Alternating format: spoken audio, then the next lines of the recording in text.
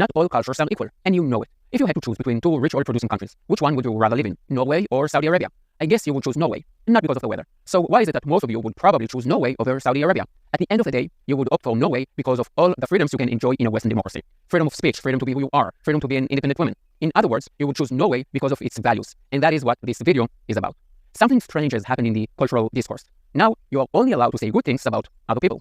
Why is it that when people talk about other cultures, it always sounds just like the way I talk to my 4-year-old son when he comes home from kindergarten with a drawing? Wow, that is so nice and colorful. Now, let's put it in the bin under the sea.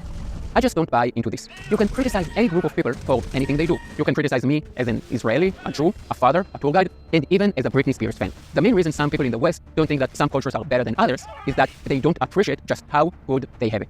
They take for granted all the freedom they enjoy, forget the high price that was paid in the past to introduce these values of human rights and democracy, and forget that only a small part of the world population enjoy these liberties. Let me remind you that if you can go outside to a public place and shout that you hate the government or hate God, you are very, very lucky. Only about 15, no more than 20% of the world's population enjoy that right. Try doing it in a Muslim country. Say that you hate the government or that God doesn't exist. If you are a pro-Palestinian student at a university in the West, I positively encourage you to do it. Another issue that makes it difficult to discuss cultures is the rise of multiculturalism and cultural relativism, according to which you can't say that one culture or one set of values is better than the other. Somehow, the West has confused this with liberalism, even though it is actually the opposite of it when you think about it. I find it very easy to demonstrate how wrong the theories of multiculturalism are.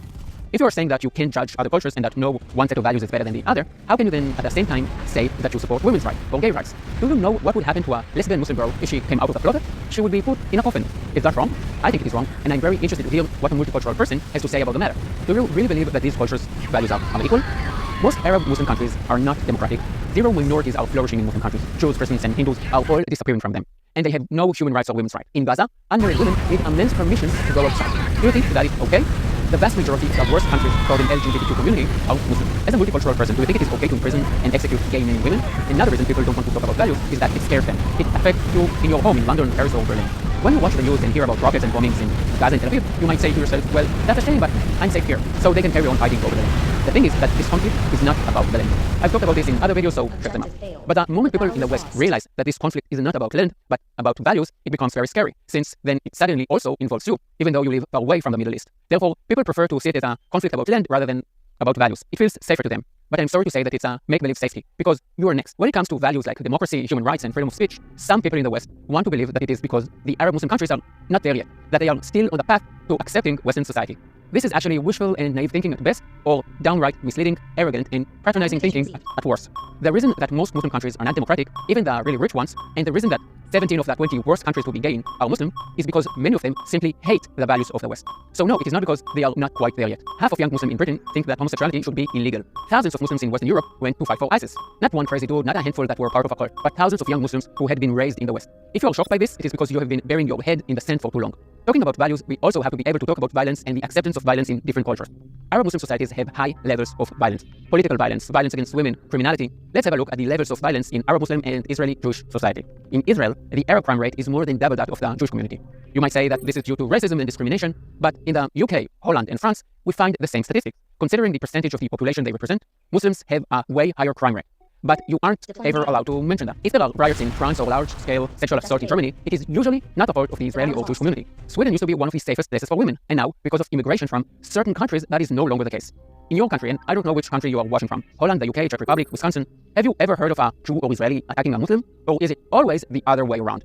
If there are riots or terror attacks, are the attackers Israelis or guys from the Jewish community? Do you need to post guards outside mosques for fear of Jews attacking Muslims? Are the crime rates of the Jews higher than those of the Muslims?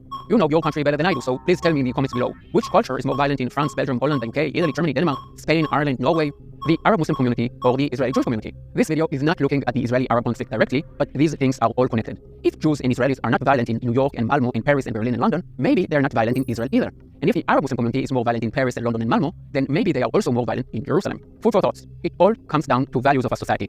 So no, this war is not about land. It is not about Gaza. It is about values. It is about Western values versus Sharia law. Just have a look at other countries where Sharia law is implemented. Do you want to live there? Do you want more Sharia law in your country?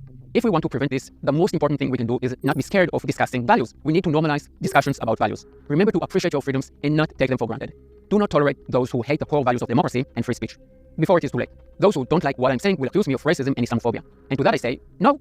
Saying all Muslims are more violent is racism. Saying that levels of violence in Muslim communities, whether in Western Europe or Muslim countries, is higher is a fact. It might be a fact that makes you feel uncomfortable, but it is still a fact. Don't agree? Prove me wrong. Please try to leave an intelligent comment. Share this video and send it to friends who need to see it. And subscribe for more. It really helps. And one last thing. I'm not a Britney Spears fan. I'm a Led Zeppelin fan. And you can't criticize them. They are perfect. I want to thank my supporters. You keep me going. See you next week. Yalla bye.